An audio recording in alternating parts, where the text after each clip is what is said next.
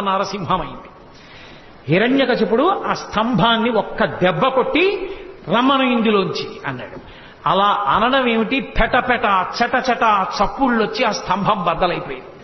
బద్దలైపోయి అందులోంచి ఒక్కసారి విస్ఫులింగములు పైకొచ్చి పెద్ద కాంతి మండలం ఏర్పడి కన్నులతో చూడడానికి వీలు కానంత భయంకరమైన తేజస్సు ఒకటి బయటకు వచ్చింది.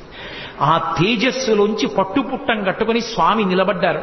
భయంకరమైనటువంటి గర్జన చేస్తుంటే ఆయన పాదములు తీసి వేస్తుంటే ఆయన యొక్క వేగాన్ని ఒత్తిడిని తట్టుకోలేక 1000 పడగలున్నటువంటి ఆదిశేషుడు సార్వభౌమము మొదలైనటువంటి దిగ్గజములన్నీ కూడా భూమి యొక్క బరువుని ఓర్చలేక తలలు వంచేసాయి.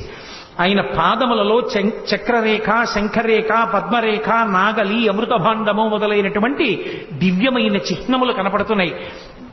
బలిష్టమైనటువంటి మోకాళ్ళు, ఐరావతం యొక్క